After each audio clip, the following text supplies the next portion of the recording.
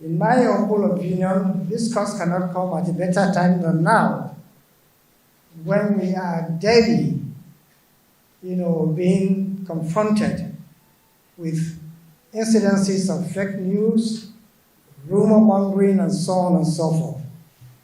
Facts, it is said, are sacred, while comments are free. It is our responsibility, especially those of us in the media, to be fact conscious. We have seen what rumor mongering, lies, distortions can do, what kind of damage they can inflict on the body politic. The recent, of course, we all cast our minds to what happened during the NSAS riots. What the riots turned out to be, mostly as a result of the falsehoods, lies, and outright blatant lies that were dished out, through the social media. So it's important that whatever we do, we check and cross-check the facts. Facts are important in all spheres of human endeavor. For example, if you are talking about national development plans, you need accurate data. You need to know the number of people you have in a country. You need to know the number of people you have in a ward. You need to know the number of people you have in a state to be able to plan effectively to take care of the needs of those people.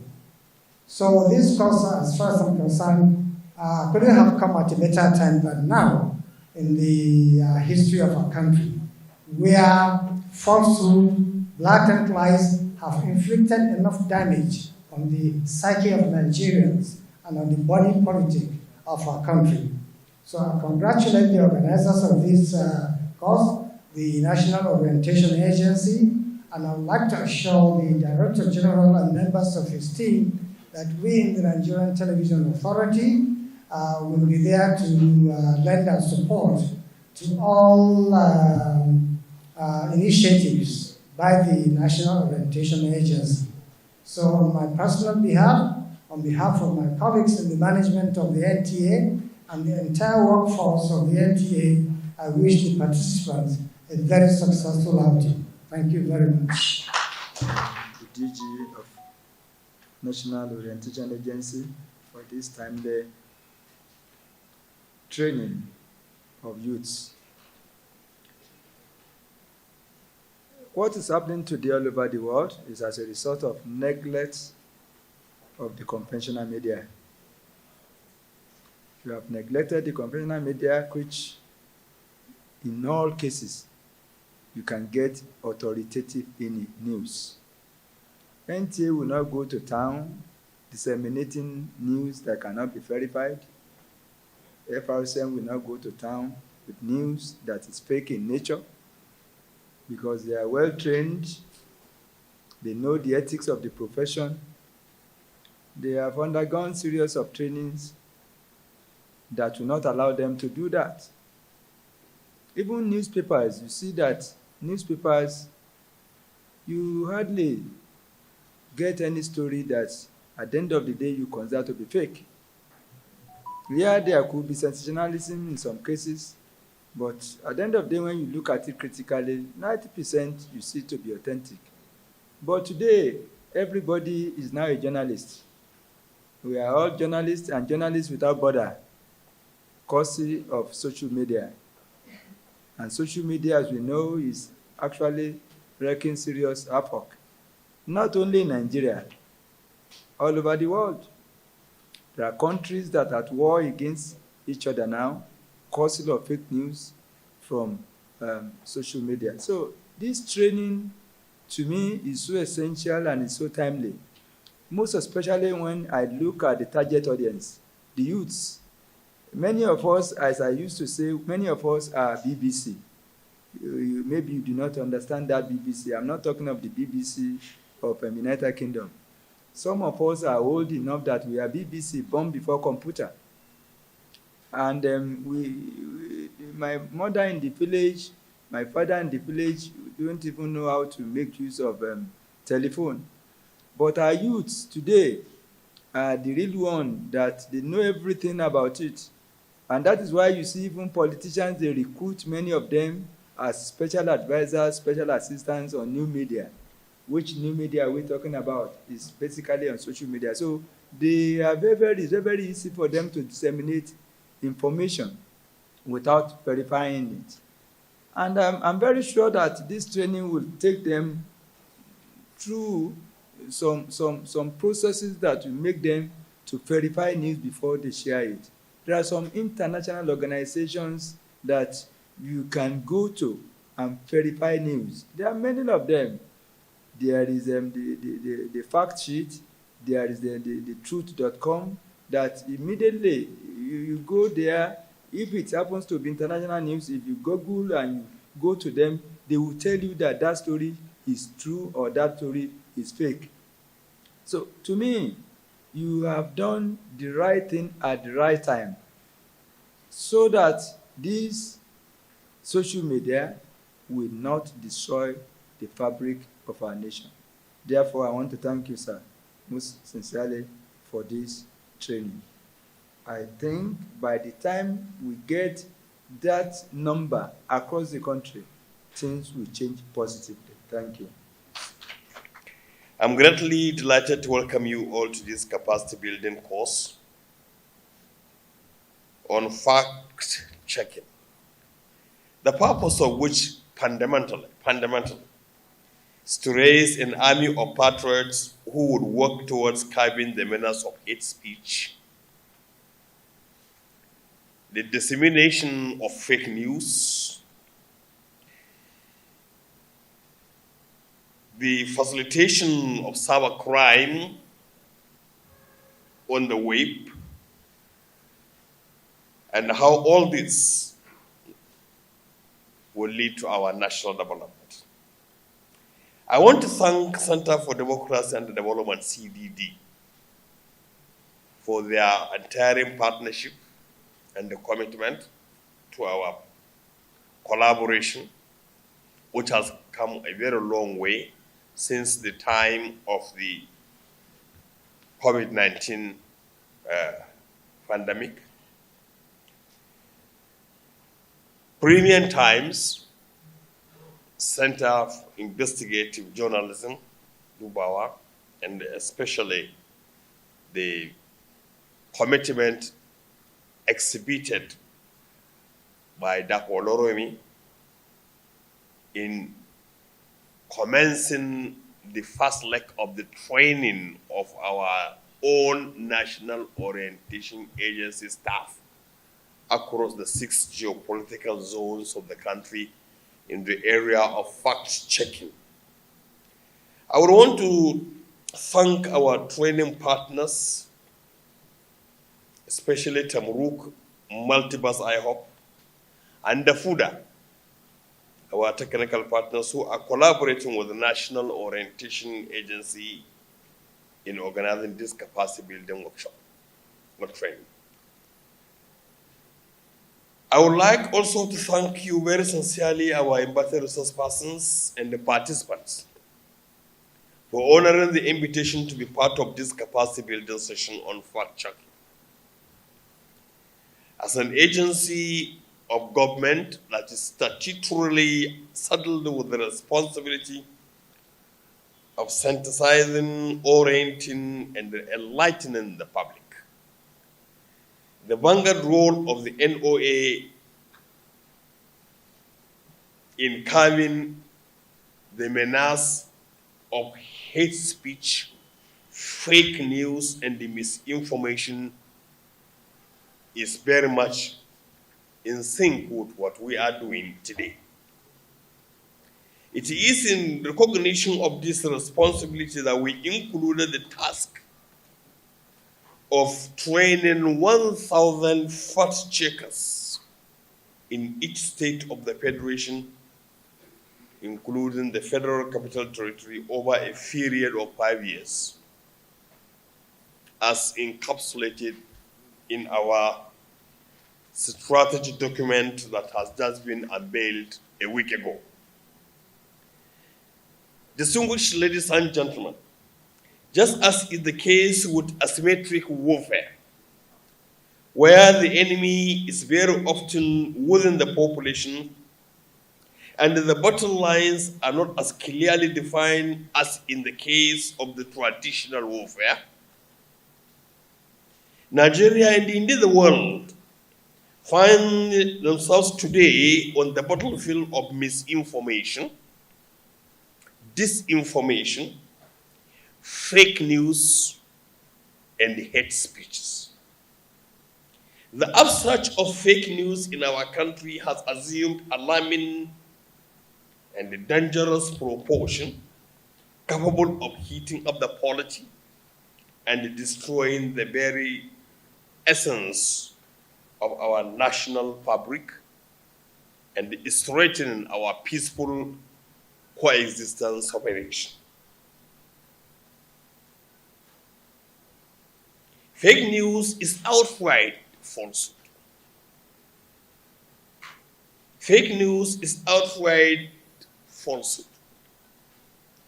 It is distorted, or it is an alternative facts forbade as authentic news intended to mislead people, cause disaffection and confusion, and the chaos in our polity. Although fake news has been with us over time, the advent of the internet, what is now called the new media, has encouraged its spread like wildfire.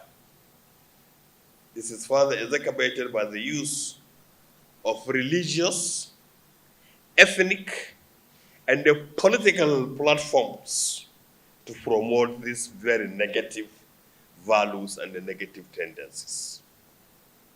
It's a very worrisome situation. Absolutely a worrisome situation that we need as patriots to stand up and collectively combat. Ladies and gentlemen, susceptibility to fake news comes from insufficient analytical thinking, rather than motivated reasoning. In other words, we are too stuck in automatic system or in automatic system thinking and not in analytic system thinking. Prevention, not cure, may be a more effective way to combat misinformation. And it is in this regard that I find the suggestion by Sani Suleiman, the representative of the DGFRCN, quite incisive.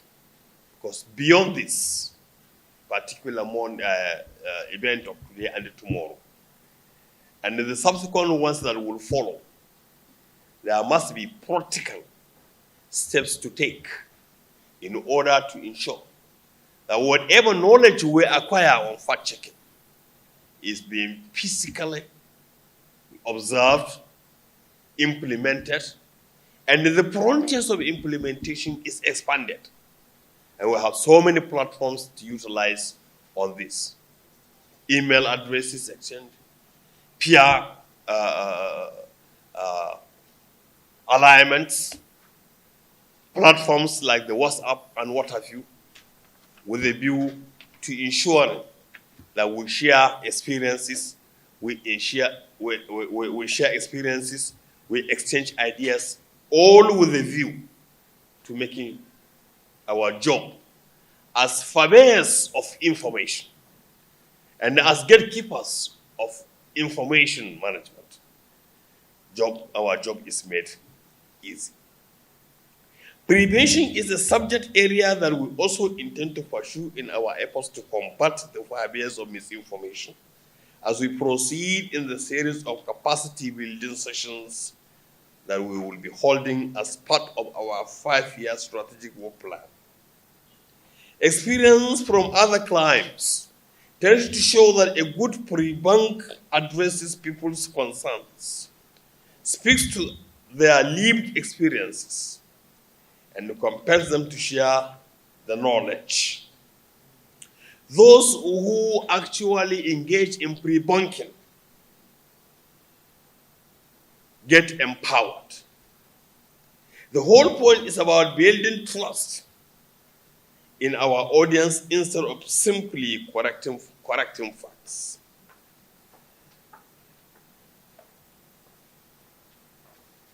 Pre-bunks preempt positive subject areas that may not look attractive to the dissemination of misinformation and addressing those aspects of the subject matter that the public do not have to clarify on.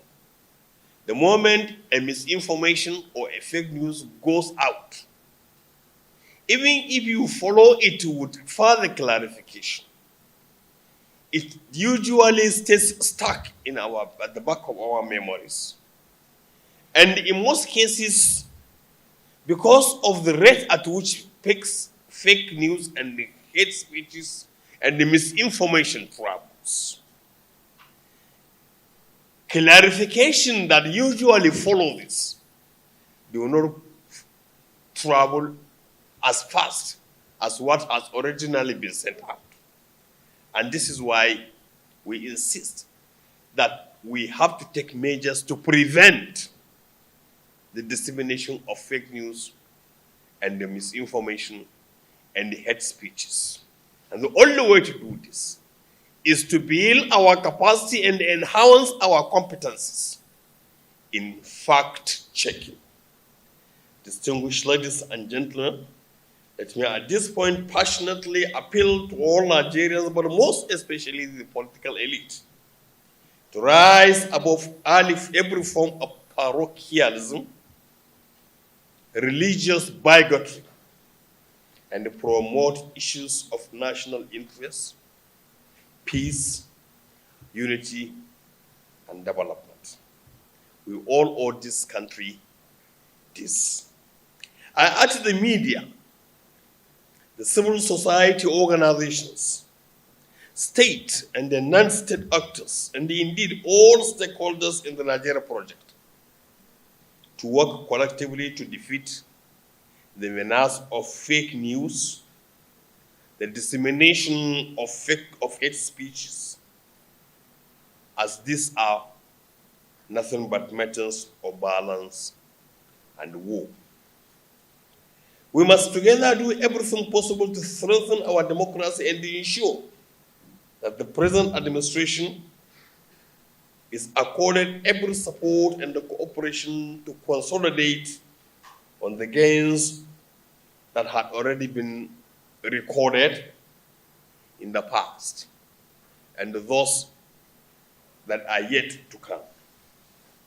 To fight against corruption, to fight insecurity, we must, of necessity, include the fight against fake news, hate speech, and the misinformation. And this we must take as a collective social responsibility, all of us. Once again, I would like to thank you and to wish you participants in particular a very rewarding deliberation and an eventful session.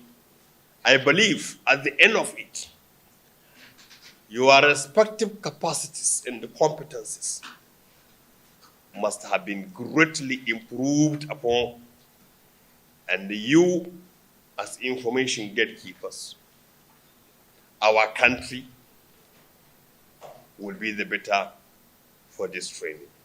Have a good day, and thank you once again. I have a sense that regulating the social media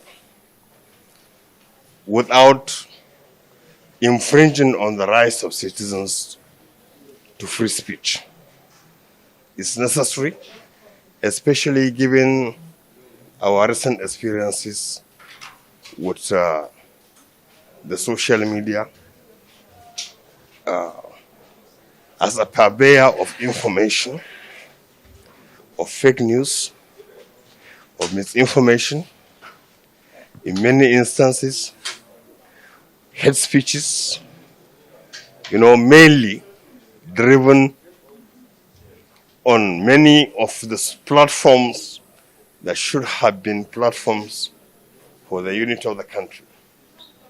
But you can see how religious platforms, how political platforms had been used as divisive platforms rather than integrative platforms.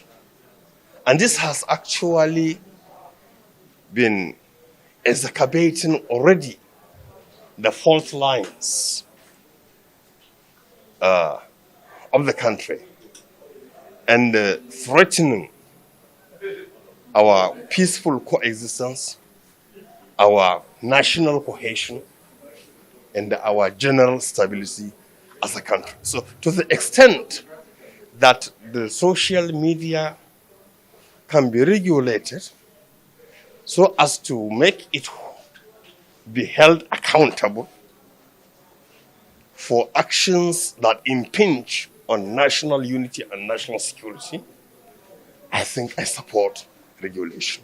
I support regulation without limiting the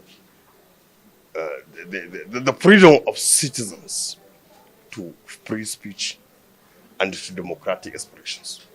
So one of the things that the National Orientation Agency is doing, you were here, last week we unveiled our strategy document for 5 years, and we intend to train 37,000 Nigerians and information gatekeepers on fact-checking.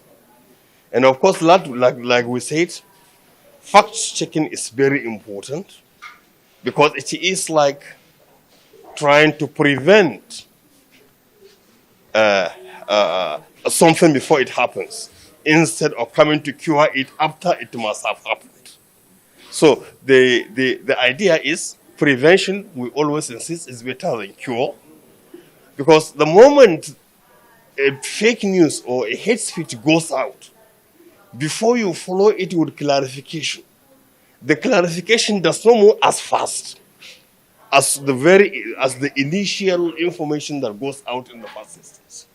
So one of the things is first to enhance the capacity and the confidence level of information, especially, or you can see that we have started with especially the security agencies, who are actually the number one victims of misinformation on the social media in this country, and where they want to export this. Secondly, is for we as citizens to self-censor. We as citizens should self-censor. Why do I say self-censor? It's important because it is not everything that you receive on your smartphone that you will just go about to disseminate without asking about the source, the integrity of the source of the information, whether if I send such an information, it will escalate, it will cause confusion, it will cause disharmony, it will. So self-censorship is very important.